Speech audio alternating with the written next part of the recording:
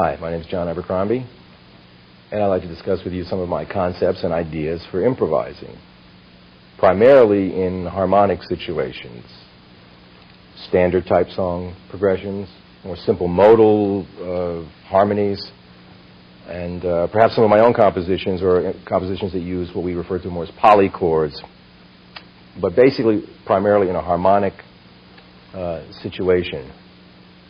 And the first thing I'd like to discuss is a concept I use, which everyone uses, but I think of it in a particular way. And I think of intervals. I think of going from point A to point B. And further, of course, hopefully, when you're improvising. But instead of thinking of what most people do of scales and modes and thinking of this long 8-note scale and trying to, every time you see a chord symbol, trying to relate the scale to it, I think of, let's isolate a chord. Let's take a chord we want to get to know, or a sound, to become familiar with it. And one way is to just sort of deal with that isolated sound and not a progression. And think of intervals. By intervals, I mean from an A flat to a C, an interval of a third, a C to an E flat, or fifths. And for this purpose, I'd like to deal with a certain sound now, and helping me out in this quest for interval improvisation is my friend and colleague John Basili. He's going to be playing some chords for me. We're going to be doing some performances later on the tape, and he's also going to be quizzing me and asking me questions and try to trip me up and make this a more interesting tape. So what we're going to do now is take an isolated sound. We've chosen an old friend of mine, A flat major 7, flat 5, or for those of you who must know, it's A flat Lydian, or some people like to think of it as A flat 7, sharp 4, or sharp 11. It's a sound that I like to play over. And I'm just going to isolate this sound. We're going to play first out of tempo, rubato, no tempo. John is going to lay down the sound for me, and I'm just going to improvise over it using an intervallic concept. I'm not going to play scales. I'm not going to play hot licks. I'm going to play just intervals, which hopefully I'll be able to create little melodies from. And the intervals will be mixed. They'll be thirds, fourths, fifths, whatever I feel like. So.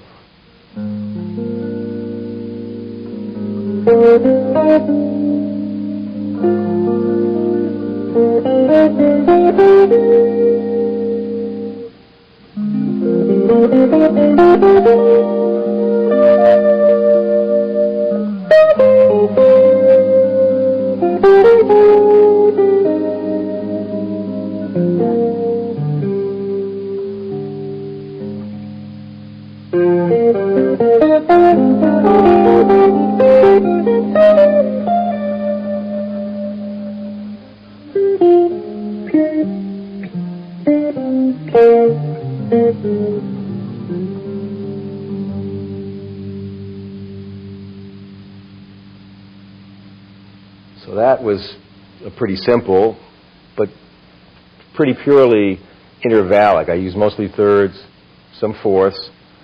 Towards the end, I played some sixths, and I ended with an octave, which is an interval. So I tried to keep it very pure.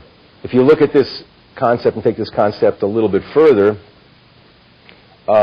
instead of just going from point A to point B, in other words, 2 notes at a time, we can deal with note groupings, which could have as many notes as you want in it, but for our purposes, or my purposes to explain this to you right now, I'm thinking more in terms of 3-note groups, or triads. These triads can be very specific. They can be major, minor, or diminished, or augmented, but also they can be kind of non-chordal. That is, they can be built in fourths and not have a real triadic major-minor sound. They could be more like whatever, vaguer, something that would fit any situation. All purpose. And right now we'd like to play, John's going to play a pattern for me, which is A flat Lydian to G minor, like a bossa thing, you know. And I'm going to play in this triadic concept.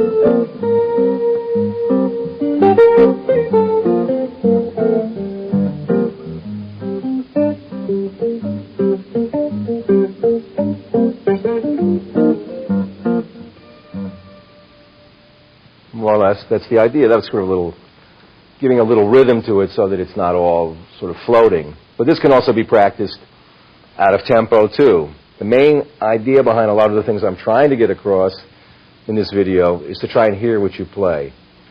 That's why I'm making it so simple in terms of intervals and triads. Because very often, like I say, we're dealing with scale. Every time you see a chord symbol, you see a scale. How can I get this scale in there? How can I fit all these things in? Well, you can't. There's no time. It's impossible. And it's pointless, too. So it's better to create melodies and take small particles and build towards making larger lines. I wouldn't, if the way I've improvised for you now, I wouldn't improvise totally for a whole song. This is something else. This is a way to get going. It's one aspect of the whole thing. John, could you get more specific? Where do you find the triadic material? Where does it come from harmonically? It comes from a mode, from a scale? Yeah, I'd like not to use those terms, but unfortunately, I mean, we have to because it's just a way to communicate where things come from and what they are. In this case, they come from modes or scales, but also they come, I think, in terms of more chord tones. In other words, if we're talking about A flat, 7 flat, 5, what are the notes in the chord? You know, A flat, C, E flat, and G, and a D is the flatted 5th or sharp 11. So you take these notes. If you only dealt with those notes, you could break those notes up into triads, and you could find out what you get. You know, you get like, you know, you get G minor, you know, and you get A flat, of course, and you get B flat. These are just dealing with some of the chord tones and the added scale tones.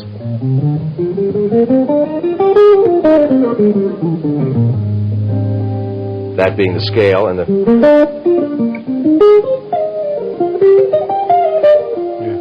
It's obviously just taking bits and pieces and breaking them up.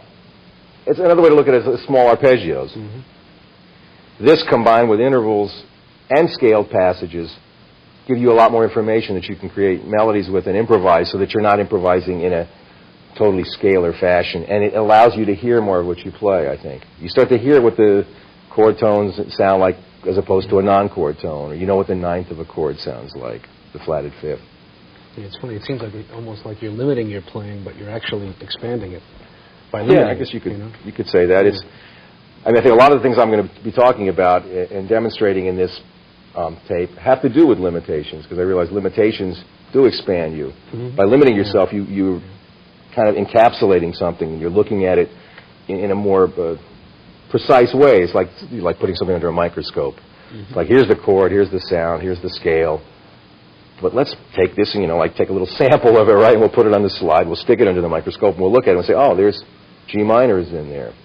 Oh, there's a nice interval, My God, look, it's like looking at bacteria that make up your, your improvising process. And these little germs, actually, another way, you've all probably heard the phrase, like starting with a little germ of an idea. Well, maybe it's real, maybe they are real, musical germs.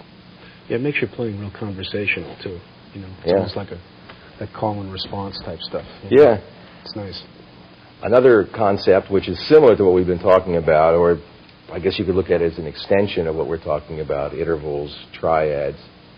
But this is something that I want to deal now with a fuller chord progression. Up until now, we've just been talking about a static chord, or maybe in the case of the little rhythm thing that John played for me, it was A flat to G minor. Now it's going to be an extended chord progression. And I'm going to play it's another limitation. You'll find these all through the tape. This is one where you limit yourself to only playing 2 notes per measure, no matter what the chord progression is. So in this case, I'm going to take a tune that hopefully we all know. I learned it years ago, and it's become a jazz player's standard tune to play. It is a standard tune. It's called Stella by Starlight. And I'm going to improvise in a 2-note fashion, pretty much on the beat. In other words, if you looked at it on music paper, you'd just see half notes. Pure and simple. But because I'm an improviser, I probably won't be able to stick exactly to that format. And also, I don't know if my rhythm is good enough to play exact half notes that you could measure out on a metronome. But that'll be the basic concept. I'll count a tempo. First, I'll play one chorus by myself. And then John is going to join me and comp for me. And then we'll continue on from there. So this is, I don't really have a name for this. I guess you call it the old 2-note approach. And remember, when you're playing 2 notes, one of the ideas behind playing 2 notes is that, since again you're dealing with this very small intervallic concept, your note choices better be good. You can't fill it up with a lot of extra scale notes. You can't do a lot of hot things. It has to be it's pure and simple melody. So you got to choose good notes. Okay, so I'm going to count a tempo. I'm going to internalize it and feel it, and hopefully you'll feel it too. And then I'm going to improvise in this one chorus by myself and one chorus with John. Okay? I'll see you at the end, and I'll see you in the second chorus. 1, 2, 1, 2, 3, 4.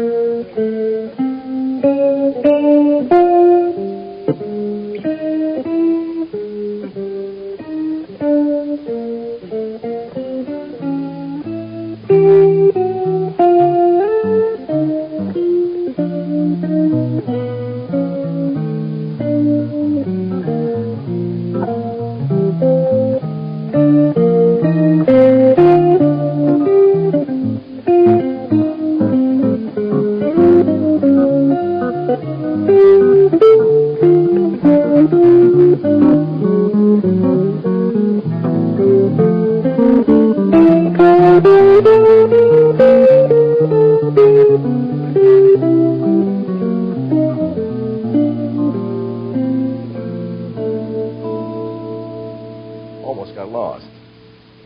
Because what I was doing, which is, I hope was kind of obvious, was instead of playing right on the beat, when John started to play, I started to take more liberties. I started to like, 1, 2, 3, 4, dong, ding, dong, ding, dong. I was anticipating notes, kind of tying them over in my mind. And a lot of what I do is done through intuition and how it feels. So I've never really come up with an exact concept that I could write down on paper and say, if you do this and practice this and you practice this and call me in the morning, and you'll find that you're going to be playing through changes a whole lot better the next day. It's not going to happen like that. So I was taking liberties, rhythmic liberties with the notes, but I was still trying to choose notes that fit the chords. I wasn't thinking of scales, I was thinking more of chord tones.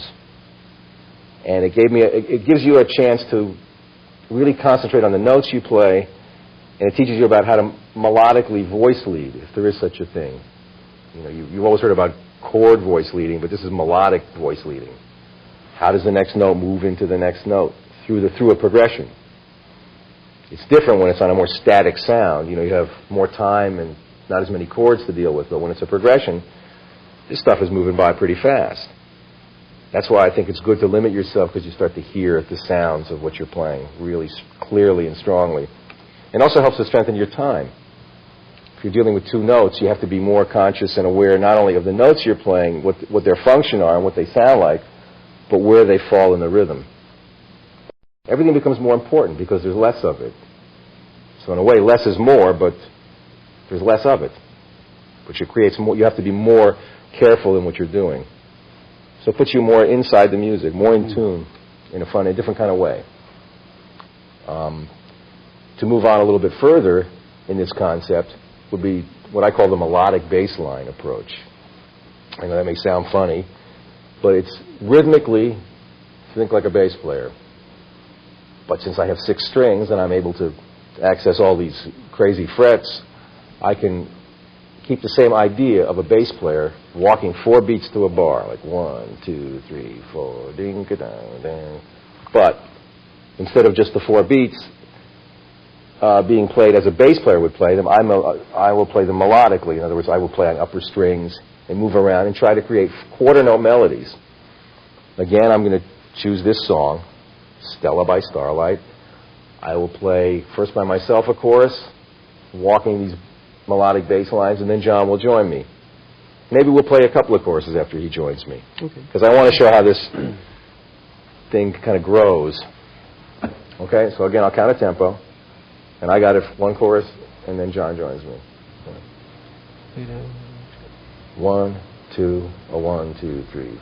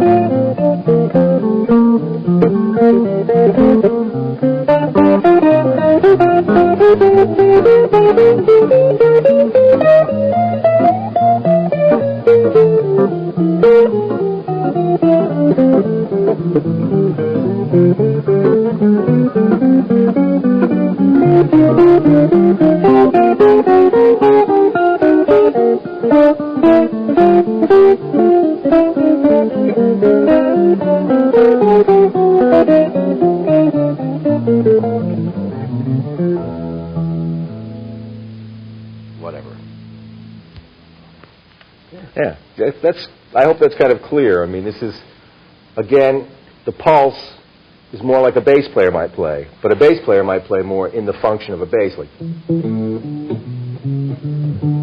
you know, more in the lower strings and play things that would a bass player would play, more supportive. This is taking that idea and extending it into the upper registers and making quarter note melodies.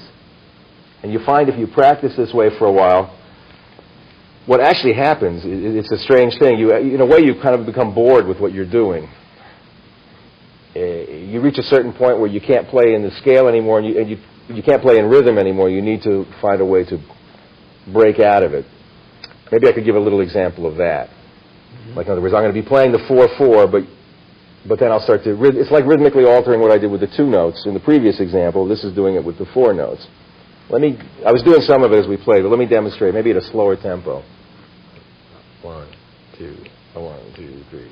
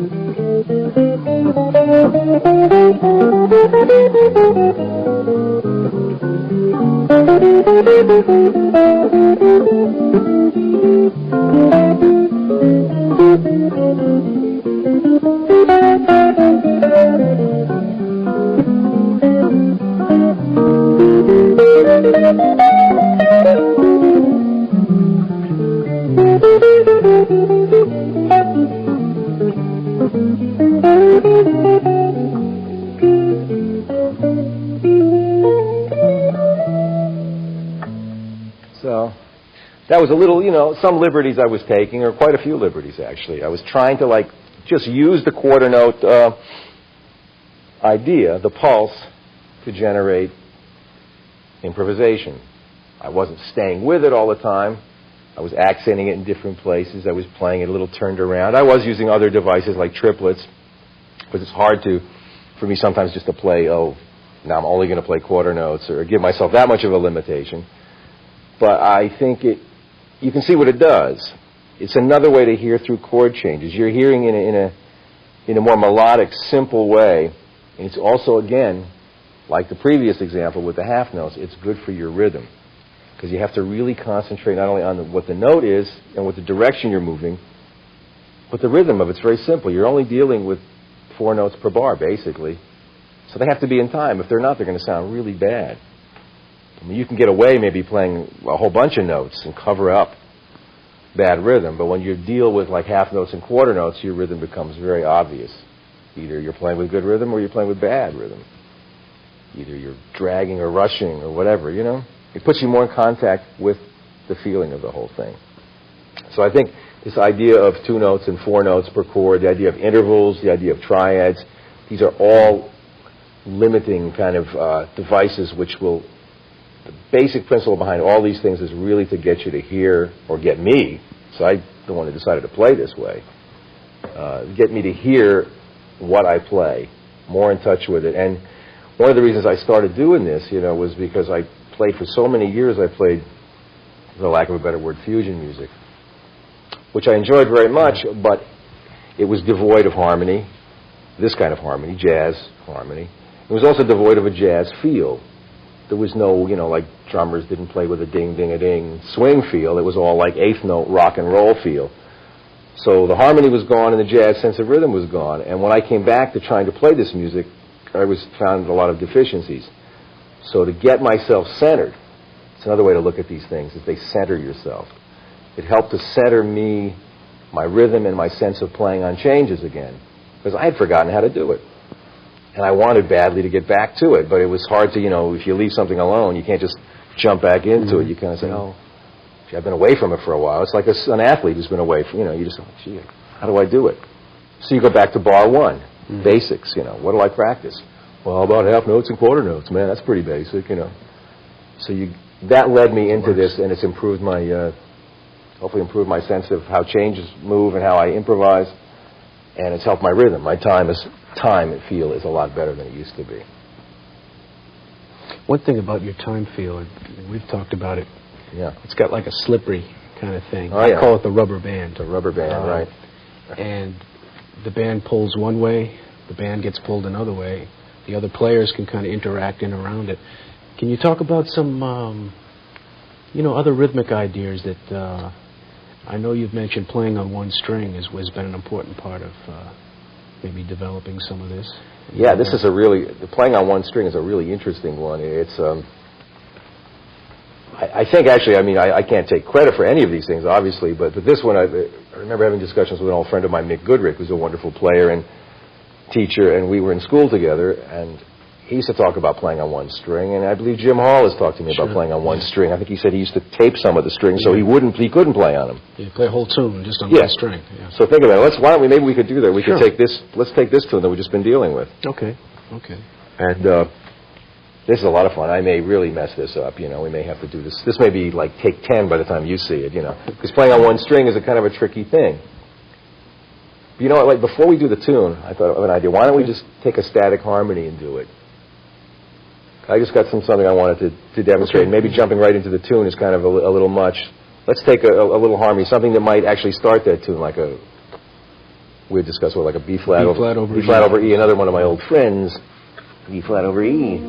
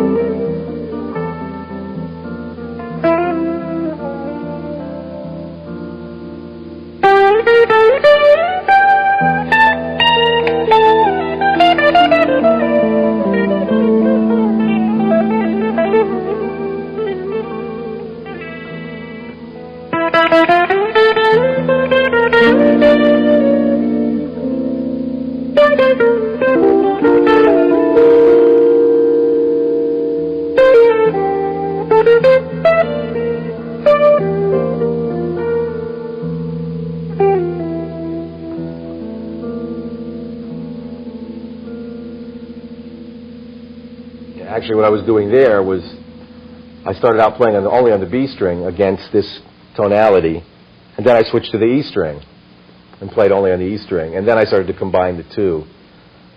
The interesting ththing about this kind of playing, this really is, it's almost like Indian music. It's like you have to find where the notes are on one string. It's like, you've got no pattern, you've got no scale, you've got no position. All you've got is like this one long string, and everything exists on this string. You can't play licks either. You can't play licks. How you? Well, I suppose if you practiced hard enough, you could learn how to play licks on one string. One-fingered licks? One-fingered licks. But, see, but basically I would take a scale or sound and try to work through it. So you notice I have to slide.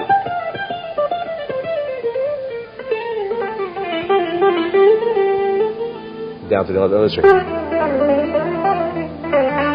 It instantly kind of gets you into a different frame of mind. Now we're not thinking of bebop anymore.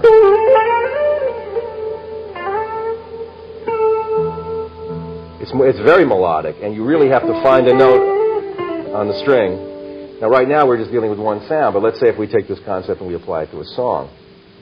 And since we've been dealing with our old friend, Stella by Starlight, let's just keep on that one, because that's a hard tune because it moves through a lot of keys. So I'm going to improvise with John's accompaniment on one string to Stella by Starlight. Let's say I'll play a chorus on the E string, a chorus on the B string, and then I'll combine the two. But never shall my fingers leave my hand. Thank you. It's the art of illusion. All right. 1, 2, 1, 2, 3.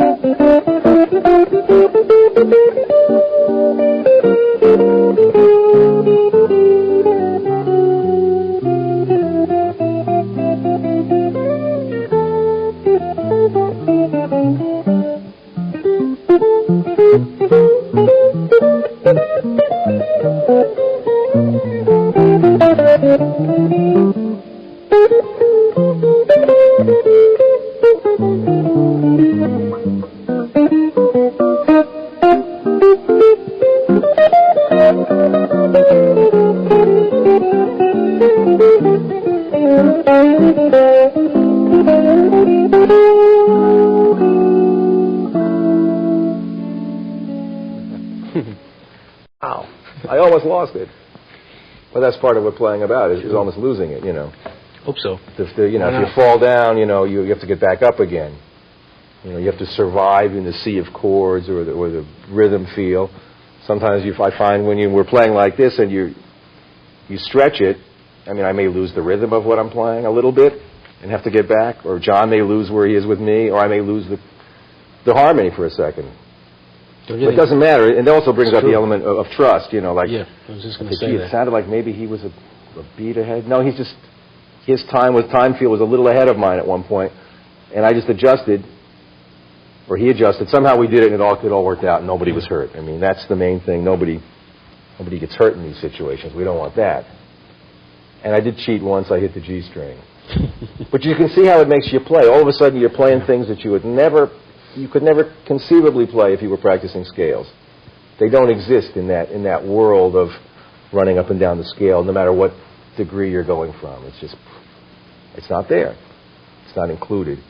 So again, this puts you really in contact with what you're hearing and what you're feeling. You have to feel your way through this stuff, and you have to learn to survive. Maybe the key word, survival. The one thing that we eventually arrive at, it's all important, one could say it's the foundation for it all, is rhythm. So one thing I like to do in my playing is to phrase things so that they don't always fall exactly on the beat. And we always refer to this in the jazz vernacular as playing across the bar or over the bar line. So in other words, the phrases aren't always landing on one or specific beats. They float more. Sometimes I just think of words that, you know, see how they'd make me feel a certain way, like float. You know, it sounds different than another word. I mean, float it brings to mind an image, you know, floating as opposed to like marching or something, you know. So float, across the bar, lay back, laid back, behind the beat, on top of the beat, straight down the middle. And these are all different terms that people use to describe a rhythmical feel. Maybe they'll say, yeah, boy, he really plays laid back. His phrases are laid back. Man, he's really behind the beat. If he got any more behind the beat, he'd be falling down. Or, you know, God, he really plays on top. He plays on top of the beat. So there's all these references are to the beat.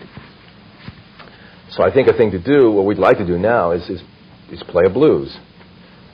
And I'm going to try to demonstrate in a very natural way, hopefully, just things I play.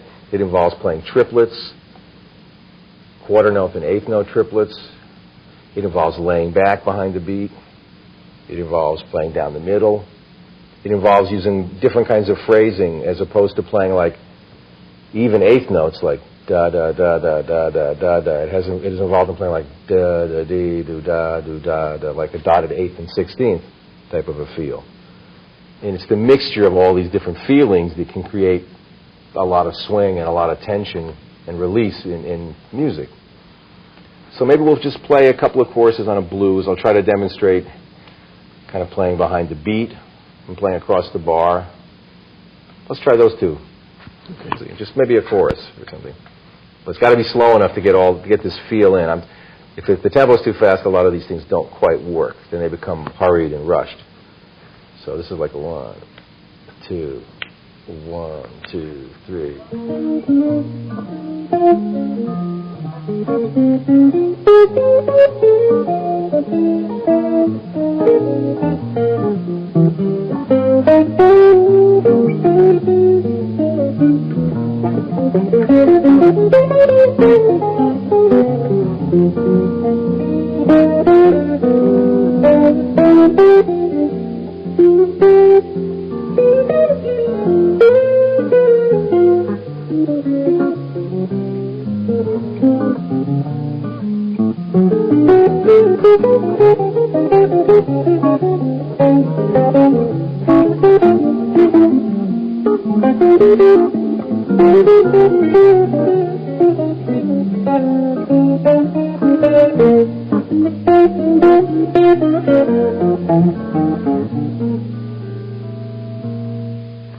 So that was a little bit of like laying back, almost like it's almost like fighting where John's time was, because he was like, and I'm like, I'm playing I'm creating tension. Mm-hmm. I'm doing what he calls the rubber band. I mean, I'm like pulling the time way back. But I don't want it to stop, but it feels good, because when I pull it back, I can make it catch up. So I can play behind the beat and then gradually arrive in the center of the beat and create a lot of different rhythmic motion instead of playing the same way all the time. Maybe now we'll play another couple of choruses and try to play a little more in the center of the beat, something a little more straight ahead, and show you a variation between playing very even eighth notes and a more the bounce feel. I don't know why I call it a bounce feel, like a foxtrot. But we use the same tempo and the same groove, I guess.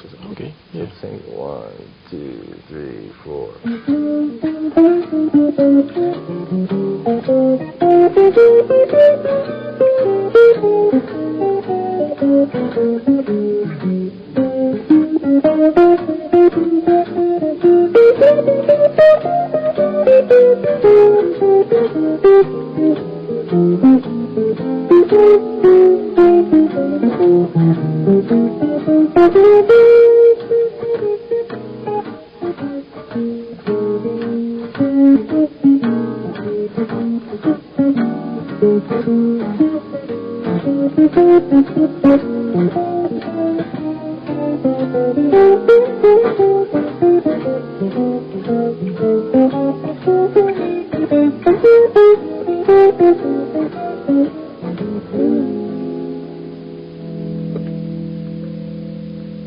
So you're trying to play a little more directly down the center that time. That doesn't feel as natural to me, because I have a tendency to play behind or ahead or around, circular. And the second chorus, I was trying to do a little more of the difference between something being straight. I played a little more bounce feel. Flu, boo-dee, boo-da, boo-dee, boo-dee, dee-oo-da, as opposed to bee, boo-dee, boo-da, boo-da. It has a different feel. So it's in trying to mix these different feels and using triplet devices that you create all this tension in the rhythm, which to me actually feels very good. It's a good way to play. It feels natural to me. And you put this all together, and that's kind of how I play. Another topic I'd like to discuss, which is not unrelated to what we've been doing on this tape in general, but this deals more with individual phrases as opposed to intervals or the walking bass line approach or playing on one string. This is like, let's sit down and make up a phrase. And I like to work with this in two different ways. The first way is very similar to the way I've been working before, that is with a static harmony. I like to see what I can do with one small idea and try to milk it for all it's worth, to get the most out of it. In this case, we're going to deal with a harmony. John and I have both decided on another old familiar friend for those of you into modes, it's A Phrygian, or B flat triad / A. It's another way to look at it. I believe that would be correct. And I'm going to make a phrase, or come up with a phrase that really is kind of out of tempo, and then gradually find a tempo for it, or a rhythmic feeling for it. So first it's just going to be a series of notes that I decide to put together. So John will play the chord for me. I'll come up with the phrase. This is all being improvised. And then I'll find a rhythmic shape for it. And then I'll take that to its next logical place, which is transposing this phrase and making it work in different parts of the scale, or different parts of the sound. We'll come back to that. You'll see what I mean.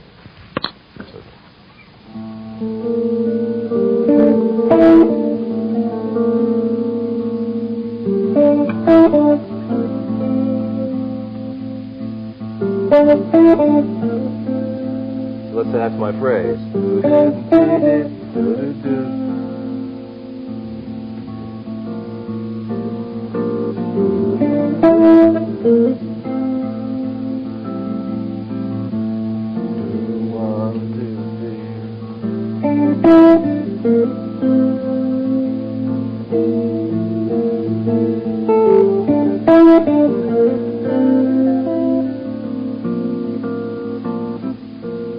That's the basic phrase. That's the time. 1, 2, 3, 1, 2, 3, and 4. So it started out kind of out of tempo. Do, de, do, de, de, boom. Just trying to find some notes that fit well together, that I like the sound of.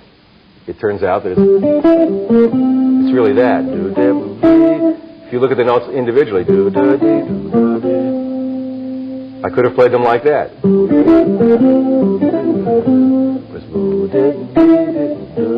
We decided to give it a little eighth note feel, so it wasn't a jazz swing feel, but more of an eighth note, what we refer to as eighth note feel.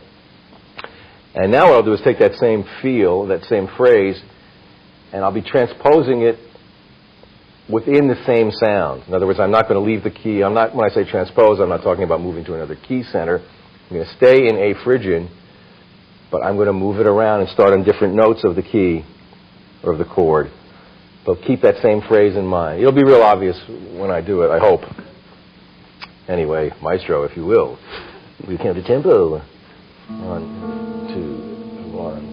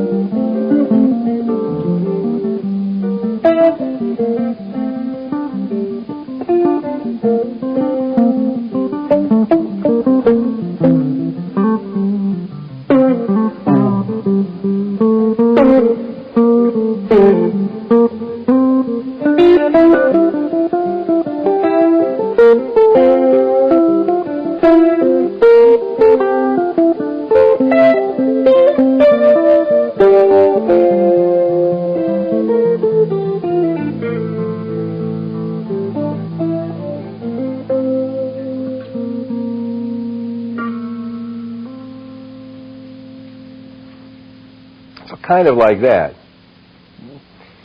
And obviously, as we played, I mean, we're getting into playing, and you probably noticed that most of the times when I give examples, I shut my eyes.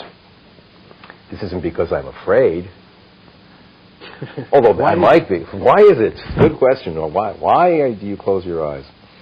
I think so. I close my eyes so I can get more in touch with what I'm playing. It helps me to get more in touch with the actual sound of the music and not be so concerned with what's around me. Other times I find keeping my eyes open can be interesting. It can be interesting to try to maintain, watch someone in an audience and be playing at the same time. That's true. Yeah. It can be interesting. Sometimes it can be a total drag, especially when you're playing, and there's a couple is falling asleep, at the table, That's not too nice. But anyway, for the most part, it's so I can get in touch with what I play. And it helps me to know where the notes are. In other words, if my eyes are closed, I can't watch what I play. I have to hear what I play. So if I'm in the key of A Phrygian,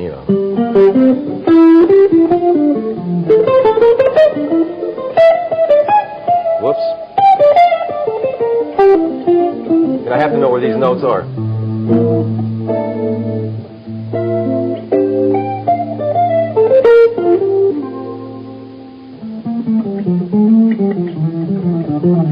One string again.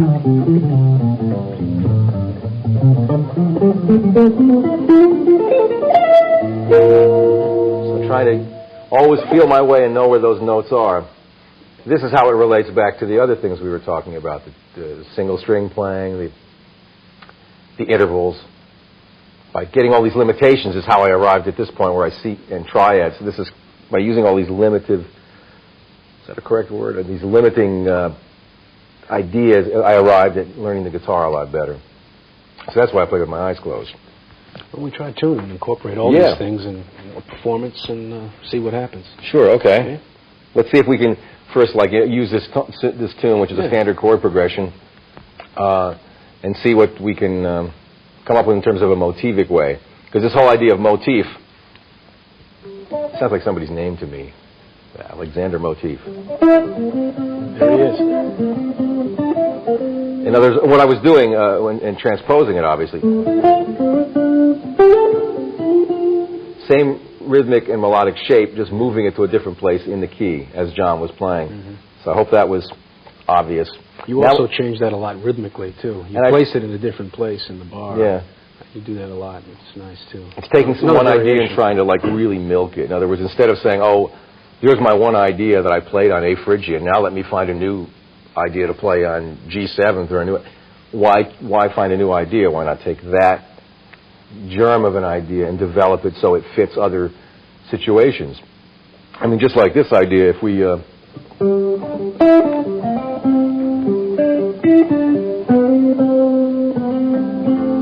could be A Dorian.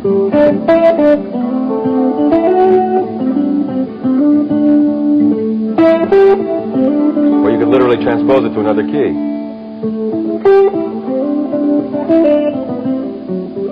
In other words, same rhythmic shape. Now it's fitting a whole new harmonic area. It's not A Phrygian, it's more A Dorian.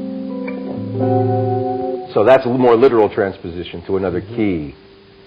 And that, on the guitar, it's obvious. You can, I mean, if you have a phrase that's here, if you move it a half step or a whole step or wherever, you're transposing it into another key. But sometimes you may just want to change one note of it.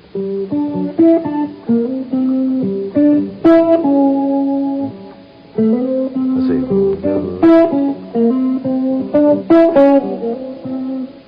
Just gives you puts you in a different kind of perspective. It's not literally moving it into another key.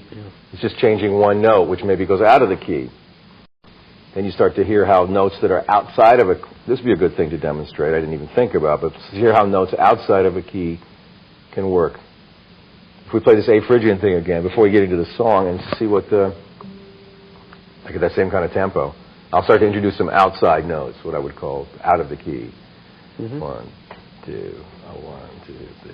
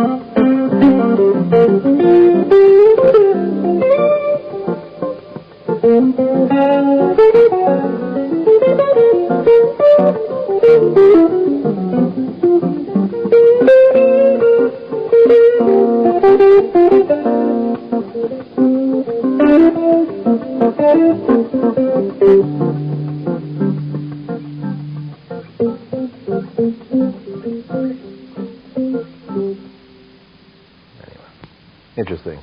Now, I don't know if that was exactly what I wanted to do, but try to show how you could use that same phrase and use it as a sort of a springboard for your improvisation. So you could play around that phrase if you were playing on a static harmony, so that you wouldn't always play in the key. You could move chromatically away from the key, but coming back to the key always gives it that flavor.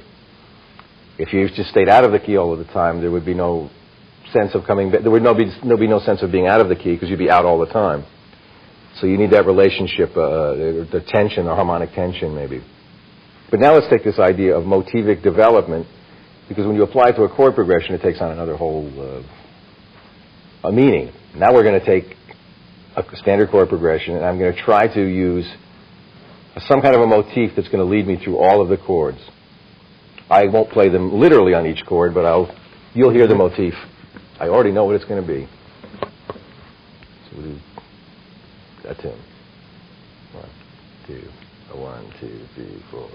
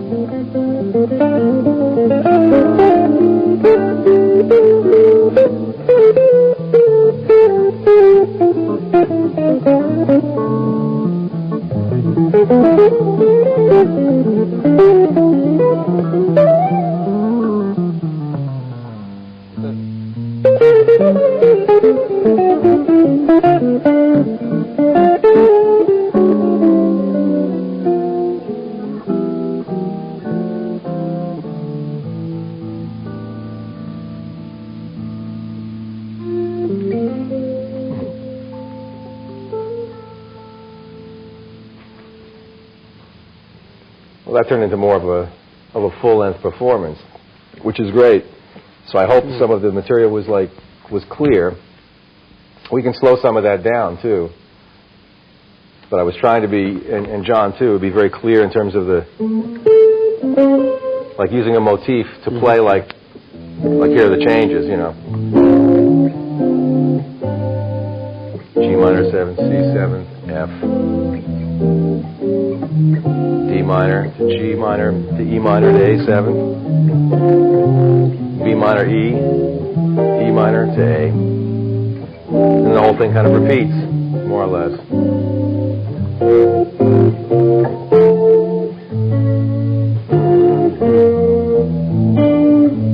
And a little turnaround. F7, E7, D minor. And the changes go back. It's a very modal sounding tune. It's a kind of tune that's very easy to, that kind of chord progression is very easy to get lost in because you never know. There's no real bridge to the song. It's not an AA, song form, so you don't know where the heck am I, you know. John, when you think about improvising on a tune like that, a lot of people would look at each chord, maybe decide what they want to play on each chord. But the feeling I think you get is more of a larger sense of the tonality. It's more of a palette, you know, if you were a painter or something. I hear it the way you play, so you think of it more in a longer sense as opposed to each individual chord. This is true, yeah. I think that also has to do with not only the harmony of the piece, but the rhythm of the piece. In other words, if I think of the beat as it's going by, I mean, I'm not thinking of, like, that tempo was the 1, 2, 1, 2, 3, 4. I'm not thinking of every beat, like 1, 2, 3, 4. I mean, I'd get tired very quickly. Real old, real fast. Yeah, so what I try to do, I think what a lot of players do, is you just try to think in a longer rhythmic scope. So instead of thinking of every beat or every quarter note, I'm thinking of like 1, 2, 1. Those are a bar. 1, 2, 3, 4, 2, 2, 3, 4. So all of a sudden, I'm not like trying to cram anything in. My whole body relaxes, which allows me to maybe think further ahead or think in a longer sense. I might see like a whole series of chords as one long progression, you know? So it's not just like chord, chord, chord, stop, chord, chord, chord. It's a song, and you have to keep in mind that you're playing a song, and there's a lot of motion to this harmony, and you were trying to like my friend Mick used to say, the harmony is like a big circle. It keeps going around, and you're trying to sometimes play a straight line through this stuff. Maybe we could play that one again and just take it, and I'll try to be even really clearer, because I think this is an important aspect of letting the tune play you. I hear when you're improvising on it, I hear what changes. In other words, what stays the same throughout that whole tune. There's really only 2 or 3 notes that kind of change on certain chords, and sometimes you emphasize those, and it gets real clear. Well, I think that's they're trying to emphasize certain peak points of a chord progression. That is the 3rd of a chord, the 7th of a chord. Yeah. This comes from thinking of intervals again, too, and starting from intervals and triads, because you begin to hear the relationship between where you are and where you're going to. Instead of thinking of a scale, you're thinking of voice leading and melody. So maybe I'll play one more time, just a couple of choruses, real simple, because I got a little carried away the last time. I want to make this one real clear. Okay. But I like to get carried away. Okay. 1, 2, 1, 2, 3, 4.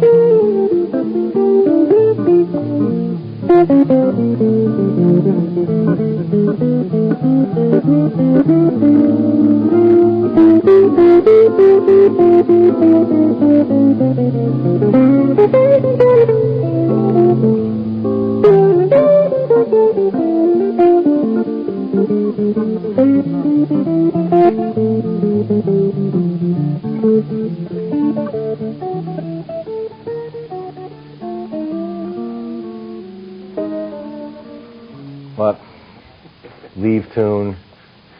Talk about going to it. You go to another bar then, at that point.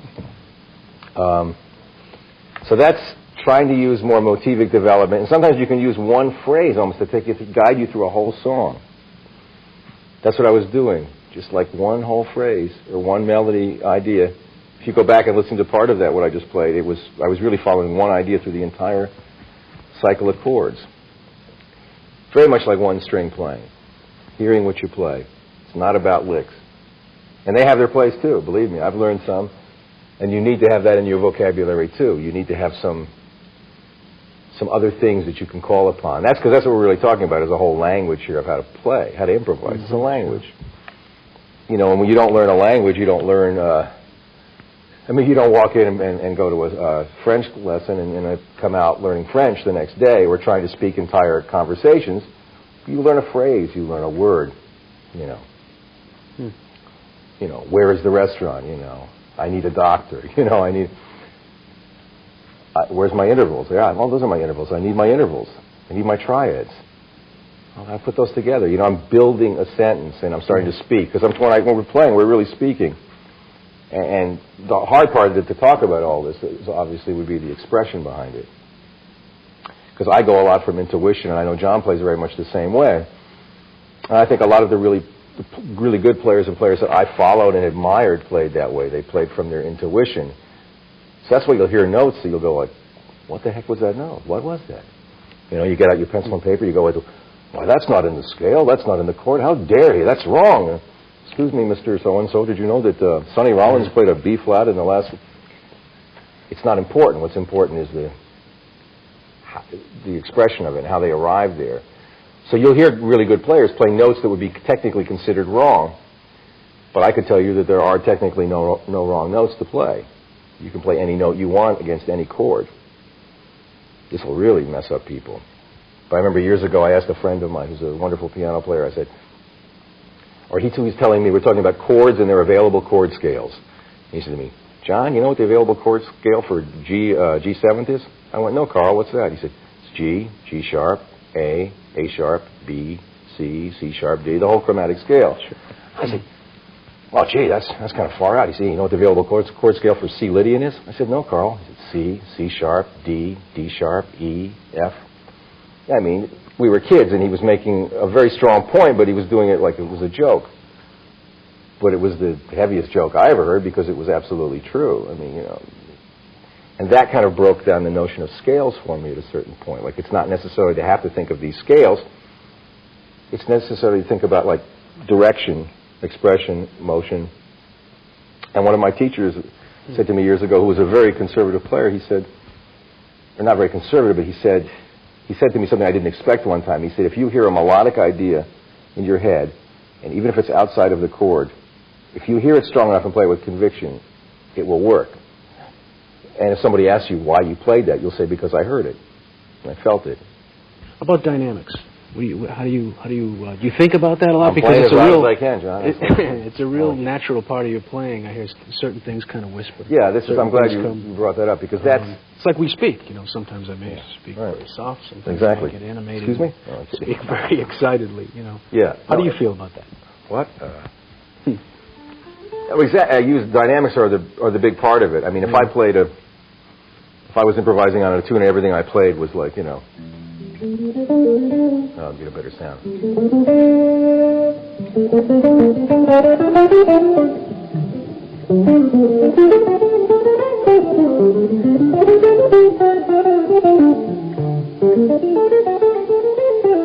I mean, you get bored very quickly. I'm already bored. I mean, but if I took if I was playing, like, maybe not the same phrases, but similar phrases, you know, eighth note type lines, and I used more dynamics in them, they would all of a sudden have more meaning.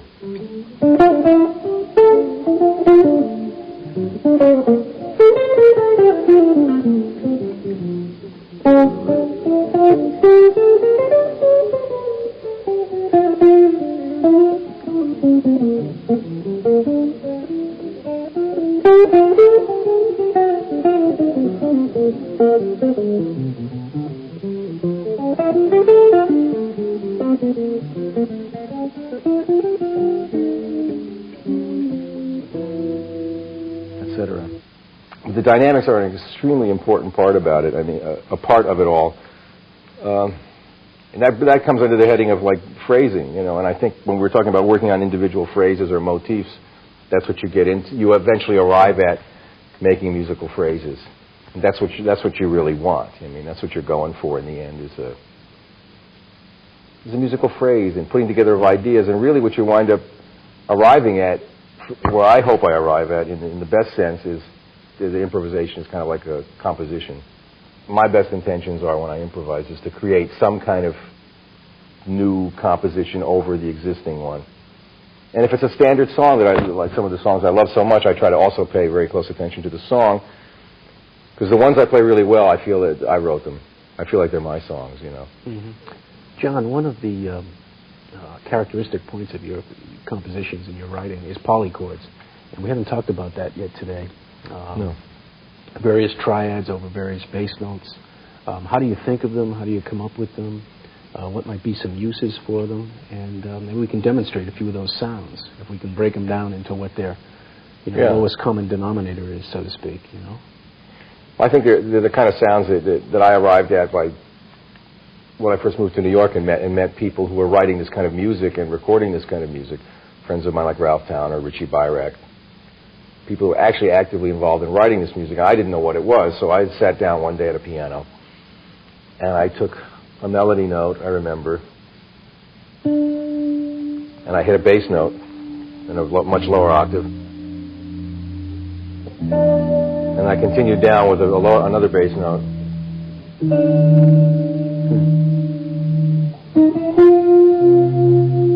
So I was really just playing bass notes and melodies. I repeated it again, and then I started to say, well, here I have a melody note and a bass note. What if I fill in the middle? What's that going to sound like? I mean, I could fill it in a lot of ways. But I decided on this triad, which was a G triad with F in the bass. Keeping the melody note basically the same and moving to a B-flat triad with E in the bass. So the bass is moving down, the melody is basically staying the same. And then to an E-flat in the bass.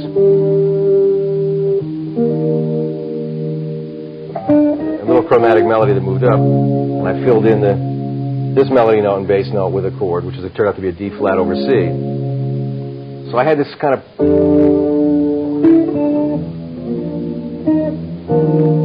this song was developing.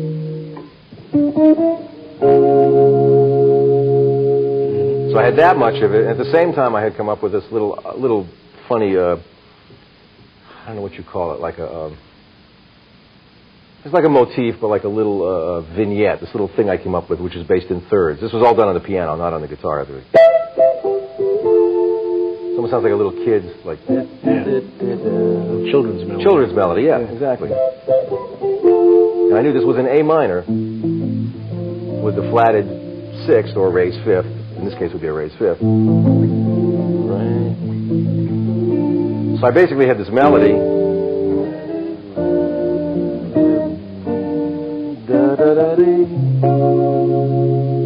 So I was writing a tune that had polychords in it, but I didn't really know what they were or how to deal with them at the time. I just wrote the song from sound, basically from bass note and melody note, and fill in the middle.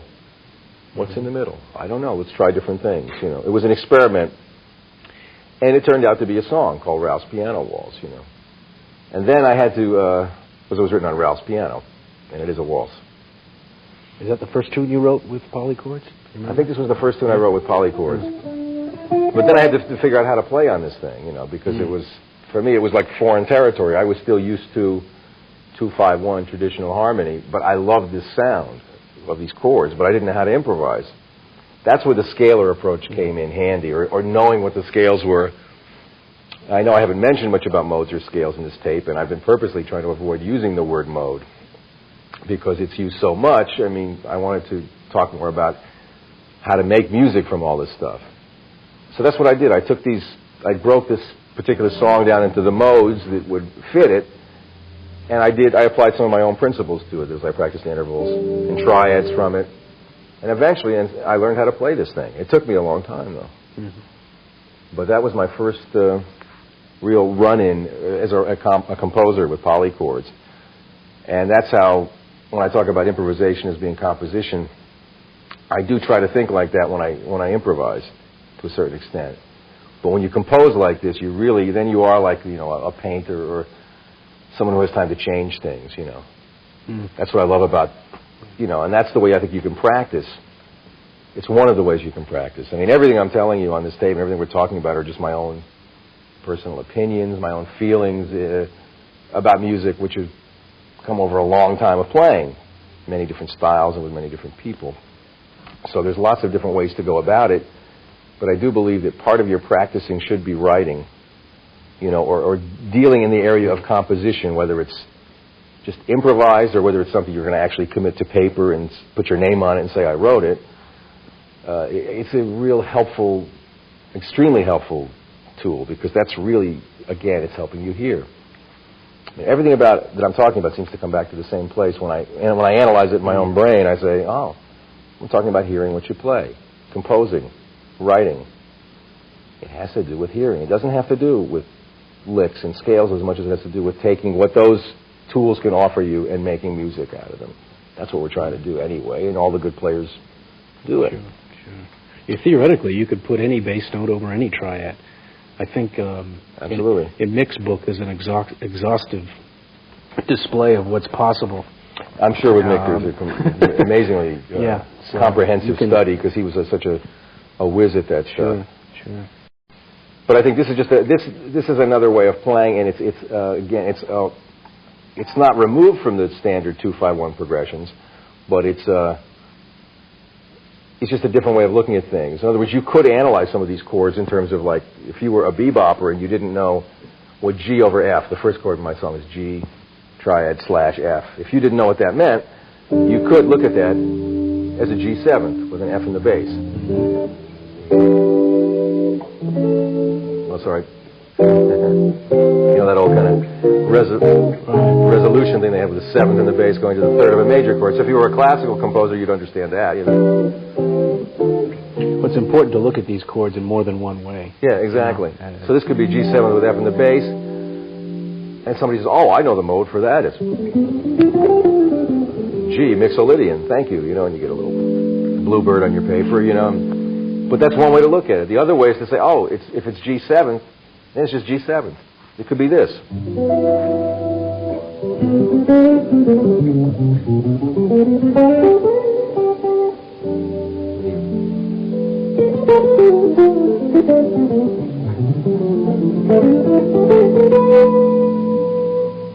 I mean, that's approaching it more from a traditional point of view. That's saying, oh, this is not a triad over bass line. This is just G7. I'll just play some blues on it. You could do it that way. That's totally legit. That's just another way to look at it. And that's what I like about playing this kind of music, is you can look at things from different ways, and you can bring in different influences. There's no one way to do this music. So I guess that's what I was telling you in the beginning of this little rap or whatever it was. There's no one way to do this. But I think a good part of your practicing, or a certain part each day or during the week, could be improvisation equals composition. Just if you thought about it like that, you might write a tune. You might write 4 bars. That's a lot. Those 4 bars, you could learn a lot just writing 4 bars of music, more than you could you just try to hammer out a bunch of predetermined licks you'd worked on. You'd learn more about what you're about in relationship to music, not what somebody else did. It's important to analyze and scrutinize and do record transcriptions, but it's also very important to spend some time with yourself and find out what you're about, what it is you want to play, what do you hear. That's why playing rubato, like we did on some of these changes when John was comping for me, I believe that that's a really great way to play, because it's slowing down the whole process. You're not in a hurry. Let's live with these sounds for a while and see what we can learn from the music, instead of trying to always go into a musical situation ready to impose some idea on it. Be open to letting the music teach you a lot of things. And that's what composition does. It teaches you, or it does for me anyway. Anyway, now I think we talked a little about composition, at least about this song, so now it would be nice to hear a complete performance. So now we'd like to play Ralph's Piano Waltz.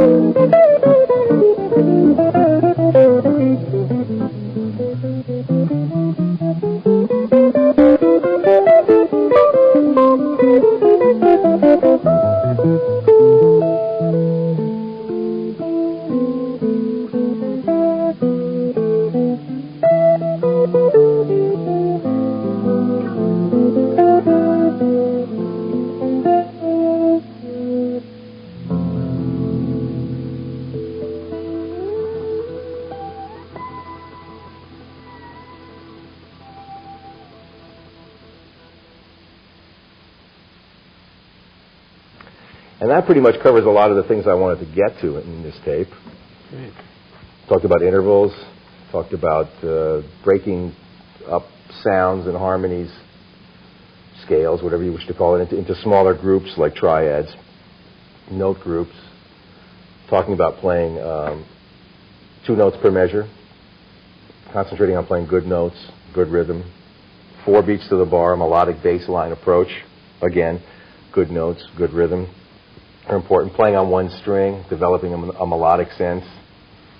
Avoid playing licks. Playing what you hear.